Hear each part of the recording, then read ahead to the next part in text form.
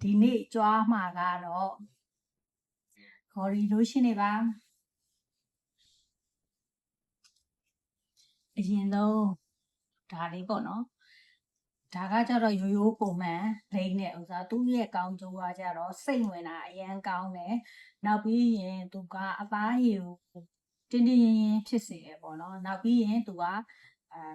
ချောချီဖြစ်ဒါလည်းဒီတစ်ခုတည်းကိုပဲဆွဲပြီးလိမ့်တာတစ်နှစ်ကျော်လာပြီအဓိကဘာသိတာလာလဲဆိုတော့ခန္ဓာကိုယ်မှာ flawless ဖြစ်တယ်တိုင်းမညီတာတညီတည်းဖြစ်တယ်ပေါ့နော်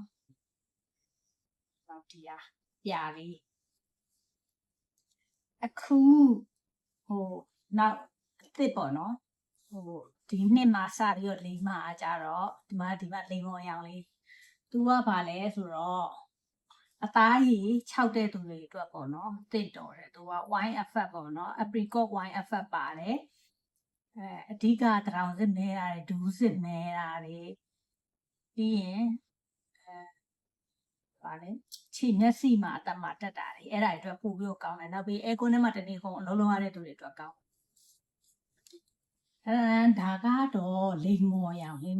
မှအပြာလေးနဲ့သူကတော့ပထမလေဒီမှာ SPF 30ဆိုတော့အပြင်ထွက်ရင်ပေါ့နော်နေပူခံနိုင်အောင်လိမ့်မယ်ဆိုပြီးတော့ဝယ်လိုက်တာဒါပေမဲ့တေးချာဖတ်ကြည့်တဲ့ခါကျတော့သူက outdoor activity တွေအတွက်ပို့ပြီးတော့ကောင်းတာပေါ့နော်သူကပြီးတော့ water resistant ခံလို့ရေကူးတဲ့သူတွေလည်းသုံးရတာအဆင်ပြေတယ်ပေါ့နော်သူက24 hour ခံတယ်လို့တော့ပြောတာမသုံးသေးဘူးဒီအစိမ်းလေးကကြတော့အစိမ်းမအပြာလေးနဲ့ဒါကကြတော့သူက sunburn ဖြစ်တဲ့သူတွေတက်တာအောင်အတွက်ပေါ့နော်ပြန်ပြီးတော့မှသုံးတာနေလောင်သွားလို့မဲသွားတာတွေหนีသွားတာတွေပြီးနေလောင်တဲ့ကြောင့်မလို့အသားရက်မှာဆက်ဆက်ကြီးဖြစ်သွားတာတွေပေါ့နော်အဲ့ဒါတွေအတွက်ကောင်းတယ်တဲ့ဆိုတော့အဲ့ဒါတွေလာပြောပြတာပါပုံမှန်သုံးတာကတော့ဒီဟာကိုအများနဲ့ပုံမှန်သုံးဖြစ်တယ်ပေါ့နော်ဆောင်းတွင်းနဲ့